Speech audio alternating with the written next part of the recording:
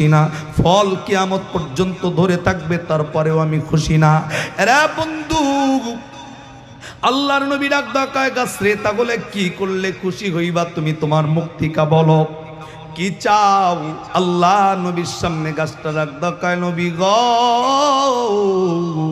অন্য কিছু আমি আপনার কাছে চাই না নবী, আমি শুধু এতটুকু আমার চাওয়া আপনি পূরণ করলে আমি খুশি হয়ে যাব।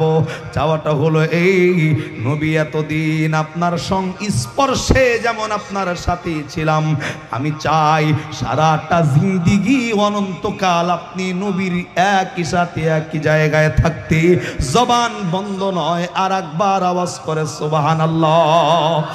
আরে বন্ধু, এই খেজুর গাছকে মুফাসসিরিনে কেরাম মানুষের সাথে তুলনা করছে।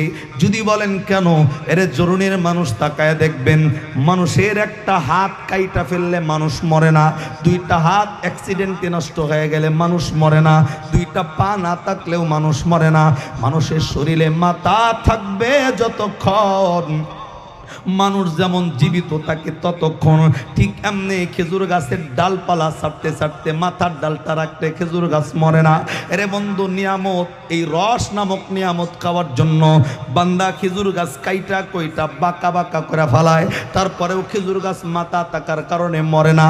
এরে বন্ধু, এর জন্য মুফাসসিরিনে কেরাম বলেন মানুষও যেমন খেজুর গাছটাও তেমন। আল্লাহর নবীর কাছে আরজি জানাইছে, নবী আমি আপনার সংস্পর্শে আপনার সাথে থাকতে পারলে আমি আমার জীবনটাকে ধন্য মনে করব। এরা বন্ধু, আল্লাহর নবী সাহাবায়ে কেরামের সামনে খেজুর গাছের কথাটা শোনার সাথে সাথে সাহাবায়ে কেরামদের ডাক দেয়, সাহাবী তোমাদেরকে সাক্ষী রাইখা এই খেজুর গাছের ব্যাপারে আমি নবী একটা ওয়াদা দিলাম। এই খেজুর গাছটা মানুষ মারা গেলে যেমনি মানুষের জন্য মাপ দিয়া কবর খনন করা হয়, এই খেজুর গাছটা সুন্দর কইরা কাইটা এই খেজুর গাছের মাপে একটা কবর খনন করবা এবং ওই কবরের মধ্যে খেজুর গাছটাকে ঢুকায়া রাখবা। আমি নবী তোমাদের সামনে ওয়াদা দিয়া জানাইয়া দিলাম, এই খেজুর গাছটা আমি নবীরে মহব্বত করার কারণে আমি নবী ওয়ারে মহব্বত করে নিলাম। আমি ওয়াদা দিলাম, আমি নবী যেই জান্নাতের ভিতরে থাকব অনন্তকালের জন্য, এই গাছ আমি নবীর মহব্বত করার কারণে আমি নবীর লগেই এই খেজুর গাছটাকেও রাখবো। একটা বান্দার জবান বন্ধ নয় আর একবার আওয়াজ করে সুবহানাল্লাহ। এরে বন্ধু, আল্লাহ তো সূরা জারিয়ার ৫৬ নম্বর আয়াতে দুইটা জাতির জন্য জান্নাত জাহান্নাম ইবাদতের ঘোষণা দিল, একটা হলো জিন আর একটা হলো ইনসান। তাহলে খেজুর গাছের জন্য জান্নাতও নাই জাহান্নামও নাই, অথচ সেই খেজুর গাছটা নবীরে মহব্বত কইরা জান্নাতি হইল। আমি আপনাদেরকে সূরা আলে ইমরানের ৩ নম্বর পারার ১৩ পৃষ্ঠার ৩ নম্বর লাইনের ৩১ নম্বর আয়াতের ফুল ব্যাখ্যায় যাইতে পারি নাই। আমি বলছিলাম একটা আমল করলে এই মানুষগুলা দুইটা পুরস্কারে ধন্য হবে।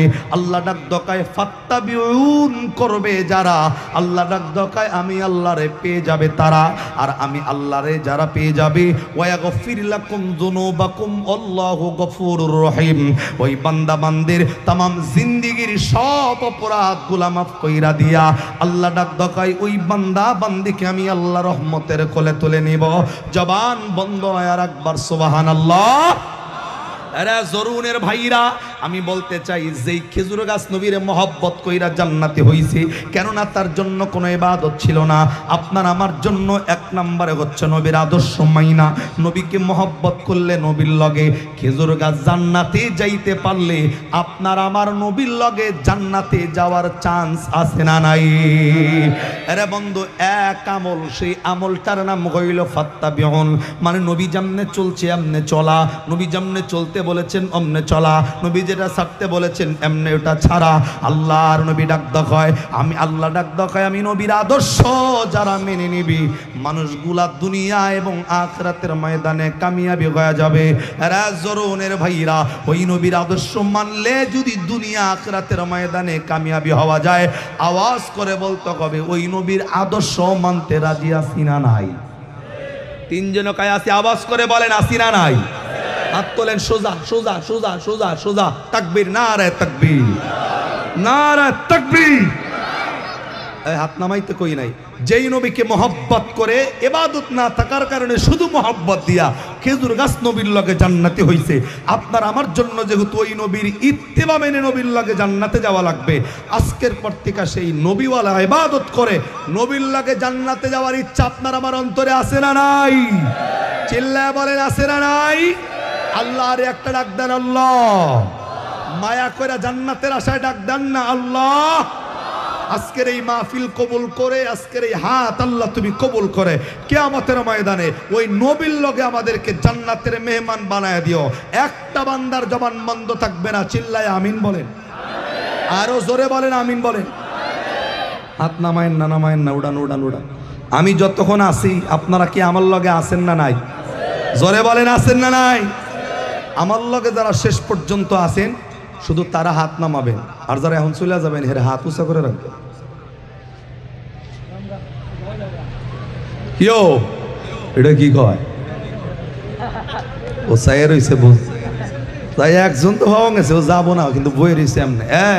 আমি কিন্তু আপনাকে একটা সুযোগ দিছিলাম, আপনারা জান নাই, আমার কিছু করার নাই। এখন আপনারা হাত উচ্চারণ করে রাখলে চুড়িয়া ছিল, যেহেতু আপনারা নিজের থেকে এটা করছেন, এরপরে একটাও ওঠার কোনো সুযোগ আমি যতক্ষণ আসি থাকুন লাগবে ইনশাআল্লাহ। জোরে আরো